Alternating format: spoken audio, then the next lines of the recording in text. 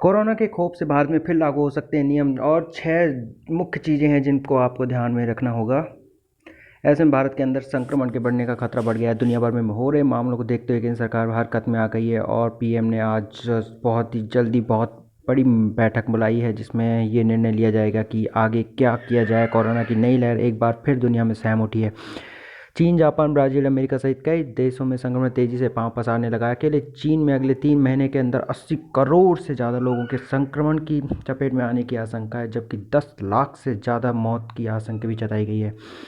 एक रिपोर्ट के मुताबिक दुनिया के 10% से ज़्यादा लोग अगले 3 माह के अंदर संक्रमण के चपेट में आ सकते हैं। ऐसे में भारत के अंदर भी संक्रमण के बढ़ने का खतरा बढ़ गया है और दुनिया भर में बढ़ रहे मामलों को देखते हुए केंद्र सरकार हरकत में आ गई है और बताया जाता है कि अगले कुछ दिनों में सरकार फिर से कुछ नियमों को लागू कर सकती है, जिसे सभी को मानना अनिवार्य होगा। आइए जानते हैं कौन कौन से कुछ नियम हैं जो इसे समझने के लिए हमने केंद्रीय स्वास्थ्य मंत्रालय के एक अफसर से बात की। उन्होंने कहा है कि कोरोना की हर परिस्थिति से निपटने के लिए हम तैयार हैं और भारत में अभी ज़्यादा खतरा नहीं है, लेकिन फिर भी एहतियातन हमें हर तरह की सावधानी बरतनी होगी।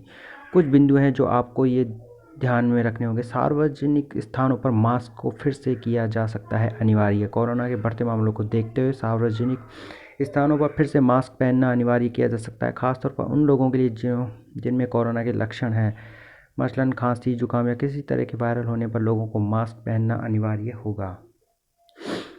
दूसरा है सोशल डिस्टेंसिंग के नियमों का करना होगा पालन। कोरोना के बढ़ते केस के बाद लोगों ने सोशल डिस्टेंसिंग के नियमों का पालन करना भी छोड़ दिया था। अब एक बार फिर से इस सख्ती को लागू करवाया जा सकता है।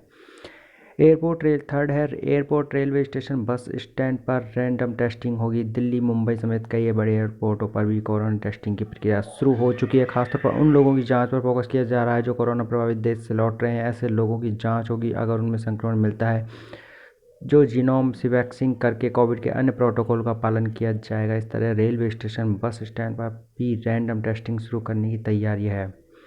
फोर्थ है बूस्टर डोज में लगाई जाएगी तेजी। अब तक 23 करोड़ से ज़्यादा लोगों को कोरोना वैक्सीन का बूस्टर डोज लगाया जा चुका है। अब इसकी संख्या तेज़ी से बढ़ाने पर सरकार फोकस कर रही है और ज़्यादा से ज़्यादा लोगों को बूस्टर डोज लगाने की व्यवस्था करनी होगी।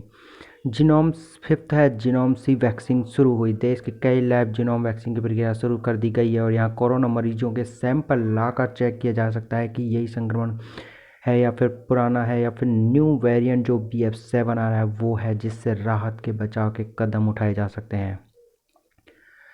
छठा है टेस्टिंग, ट्रेसिंग, ट्रीटमेंट पर भी फोकस करना होगा। कोरोना के मामलों को बाद में बढ़ने से रोकने के लिए सरकार ने टेस्टिंग, ट्रेसिंग, ट्रीटमेंट वाले फॉर्मूलों पर फोकस करने का फैसला लिया है। इसके ज़्यादा से ज़्यादा लोगों की जांच होगी और अगर कोई कोरोना संक्रमित मिलता है तो उसके संपर्क में आने वाले ज़्यादातर लोगों की जाँच करवाई जाएगी और उन्हें वैक्सीनेट किया जाएगा। इसके साथ ही कोरोना मरीजों का इलाज समय से कराया जा सकेगा।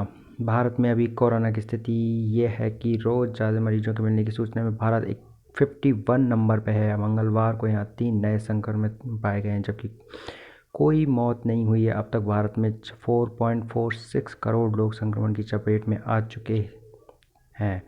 इसमें 4.41 करोड़ से ज़्यादा लोग ठीक हो चुके हैं, जबकि 5.330 लाख मरीजों की मौत हो गई। भारत में अभी 4,527 मरीज ऐसे हैं जिनके इलाज चल रहा है। एक्टिव केस के मामले में भारत दुनिया में अभी 90वें स्थान पर है।